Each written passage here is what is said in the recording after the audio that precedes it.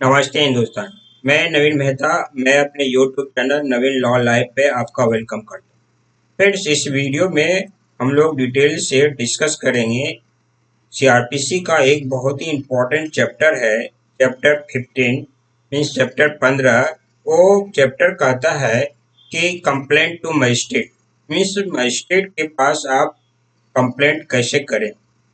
Magistrate means यहाँ पे judicial magistrate है, ना कि एग्जीक्यूटिव मजिस्ट्रेट। यहाँ पे जुडिशियल मजिस्ट्रेट की बात कहा गया है। वीडियो स्टार्ट करने के पहले मैं आपसे रिक्वेस्ट करता हूं कि अगर आप मेरे चैनल पर पहली बार आए हैं तो मेरे चैनल को सब्सक्राइब नहीं किया तो मेरे चैनल को सब्सक्राइब कीजिए ताकि इस तरह का अपडेट आप तक पहुंचता रहे। तो आइए वीडियो स्टार्ट करते हैं। जैसा कि मैं बताया कि इस वीडियो में चैप्टर 15 कंप्लेंट टू मजिस्ट्रेट हम लोग डिस्कस करेंगे, जो सीआरपीसी का प्रोविजन है। मजिस्ट्रेट मीन्स यहाँ जुडिशियल मजिस्ट्रेट है, ना कि एग्जीक्यूटिव मजिस्ट्रेट। चैप्टर 15 जो है ये ऐसे एग्रीड पर्सन के लिए है जो पुलिस स्टेशन जाते हैं और उनका सीआरपी जो है एफआईआर दर्ज नहीं होता है और उसके पास कोई रेमेडी नहीं दिखता है पुलिस स्टेशन के अंतर्गत। तो वो क्या करते हैं, वो सीआरपीसी के प्रोविजन जो चैप्टर 15 के अंतर्गत सेक्शन 200 एंड सेक्शन 190 के अंतर्गत उनका कंप्लेन रजिस्टर्ड होता है जुडिशियल मजिस्ट्रेट के पास। मीन्स कहने का अर्थ हुआ कि जो एग्रीड पर्सन है वो पुलिस स्टेशन जाते हैं और उनका एफआईआर दर्ज जो है नहीं होता है और कॉग्निजेंस ऑफेंस होता है, तो वो एक रेमेडी के तहत वो जुडिशियल मजिस्ट्रेट के पास जा सकते हैं। अपने जुडिडिक्शन एरिया का जो आता है, मीन्स जिस जुडिडिक्शन एरिया में वो रहते हैं उस जुडिडिक्शन एरिया के जुडिशियल मजिस्ट्रेट के पास वो 191 and 190 subsection 1 and section 200 of CrPC के अंतर्गत कंप्लेन दर्ज करेंगे। और अगर मजिस्ट्रेट कंप्लेन रिसीव करते हैं और कॉग्निजेंस लेते हैं तो वो सेक्शन 200 के अंतर्गत कंप्लेंट जो भी होगा और विटनेस जो भी होगा उसका वो एग्जामिन करेंगे। और एग्जामिन जब करेंगे तो एग्जामिन के ड्यूरिंग अगर वो सर्टिस्फाइड हो जाते हैं, जुडिशियल मजिस्ट्रेट जो होंगे सर्टिस्फाइड हो जाएंगे, तो फिर वो सेक्शन 202 के अंतर्गत वो या तो खुद इंक्वायरी करेंगे या फिर वो पुलिस स्टेशन को ऑर्डर देंगे इन्वेस्टिगेशन करने का।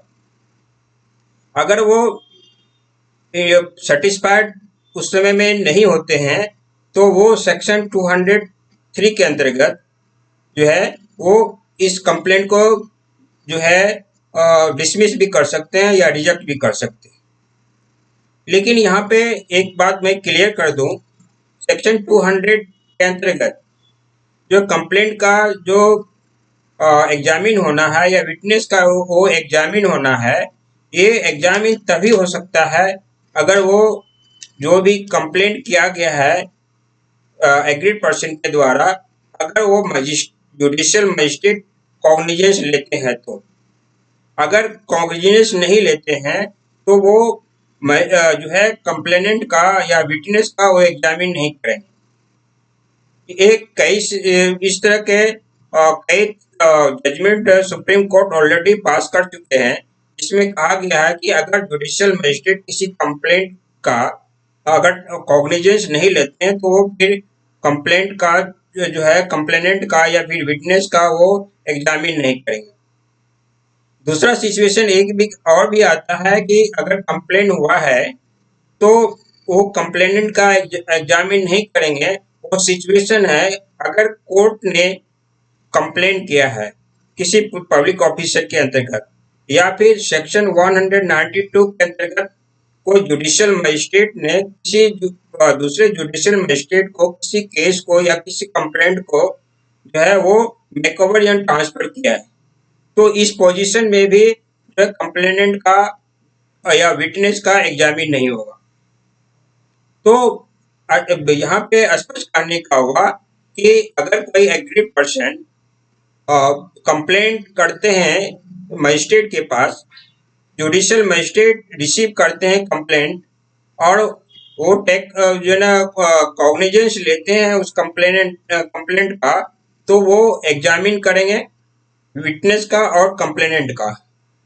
और ये एग्जामिन करने का काज क्या है और इसका ऑब्जेक्टिव ये है कि कहीं कंप्लेनेंट जो है कंप्लेन रॉन्ग झूठा तो नहीं किया है, किसी को केस में और इनोसेंट पर्सन को फंसाने के लिए तो कंप्लेनेंट ने कंप्लेंट नहीं किया है, या पर्पसली किसी को जो है तंग करने के लिए तो नहीं किया गया। तो ये सब सेटिस्फाइड होने के लिए जुडिशियल मजिस्ट्रेट जो है कंप्लेनेंट और विटनेस का वो एग्जामिन करते हैं, और फिर एग्जामिन करने के बाद अगर वो सेटिस्फाइड हो जाते हैं तो वो जो है सेक्शन 202 ऑफ सीआरपीसी के अंतर्गत खुद इंक्वायरी करते हैं, या तो पुलिस स्टेशन को ऑर्डर देते हैं इन्वेस्टिगेशन करने का।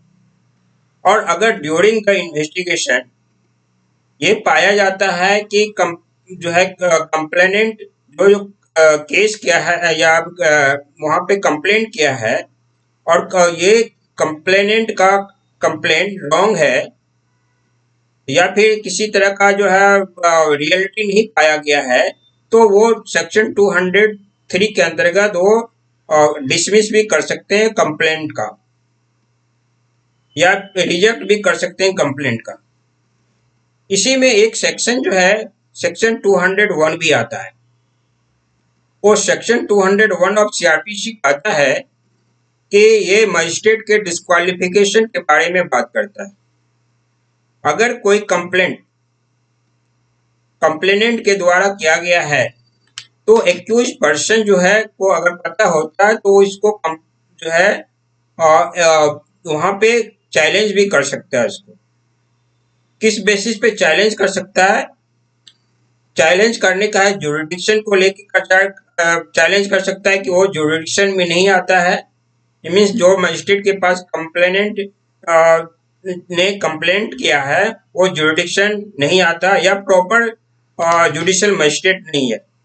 मीन्स जैसा कि आप जानते हैं कि जो भी ऑफेंस होता है उसके ऑफेंस के लेवल पे यानी अमाउंट ऑफ ऑफेंस के अनुसार में उस जुडिशियल मजिस्ट्रेट के पास केस का कंप्लेंट किया जाता है या तो केस का ट्रायल होता है। तो ये सब मैटर को लेके यहाँ अंडर सेक्शन 201 के अंतर्गत जो है वो डिस्क्वालिफिकेशन ऑफ जो मजिस्ट्रेट भी किया जा सकता है।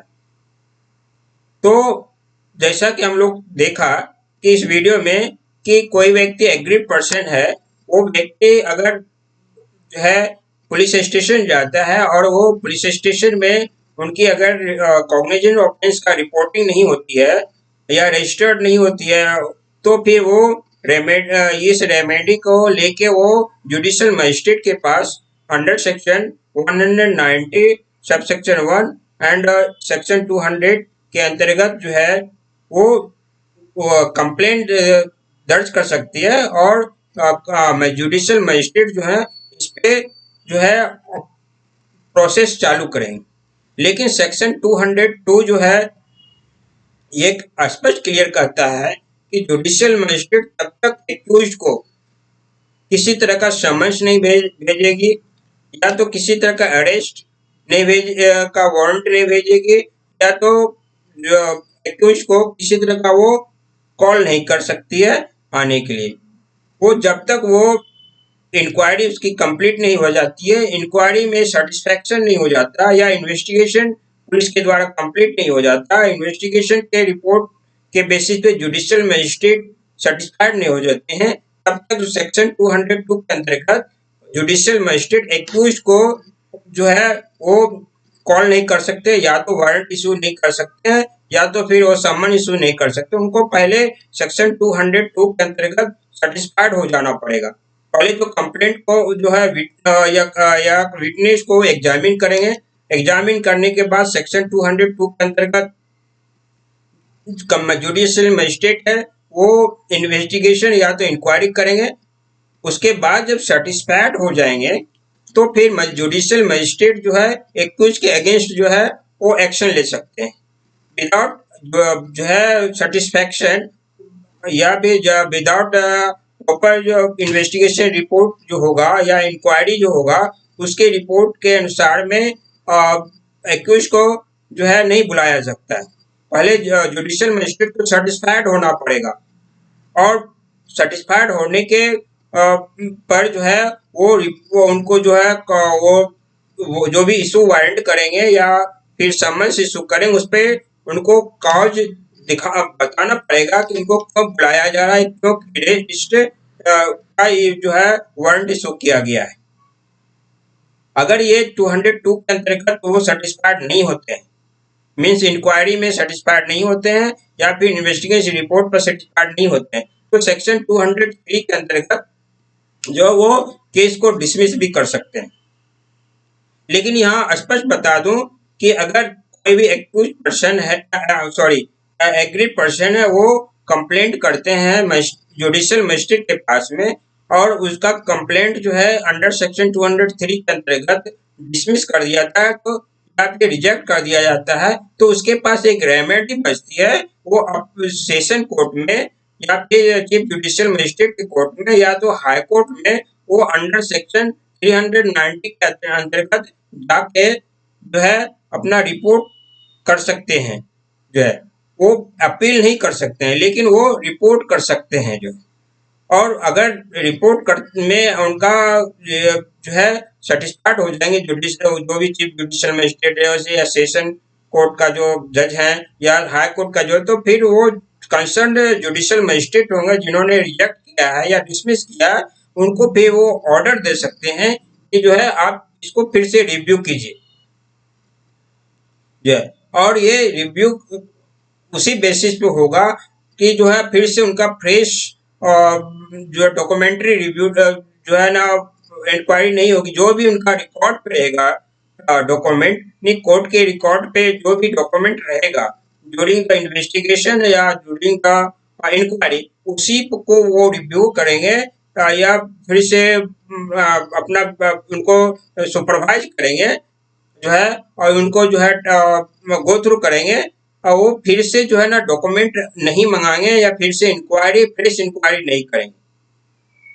तो फ्रेंड्स इस वीडियो में हम लोग यही देखा कि अगर कोई पर्सन है, अगर पुलिस स्टेशन में उनका 154 के अंतर्गत उनका जो कॉग्निजेंस ऑफेंस का रजिस्ट्रेशन नहीं होता है तो वो एग्रीड पर्सन अपना रिसोर्ट लेके वो रेमेडी लेके मजिस्ट्रेट के पास जाके वो मजिस्ट्रेट में जुडिशियल मजिस्ट्रेट के पास जाके कंप्लेंट दर्ज कर सकते हैं और अपने जो भी उनका लॉस हुआ है या फिर उनके पास जो भी जिस वस्तु से लेके या जिस चीज से लेके वो एग्रीड है वो अपना पूरा कर सकते हैं। तो फ्रेंड्स इस वीडियो में इतना ही। अगर मेरा वीडियो अच्छा लगा तो मेरे वीडियो को लाइक कीजिए, शेयर कीजिए। अगर मेरा चैनल सब्सक्राइब नहीं किया तो मेरे चैनल को सब्सक्राइब कीजिए ताकि इस तरह का अपडेट्स आप तक पहुंच पाए। Thank you. जय हिंद।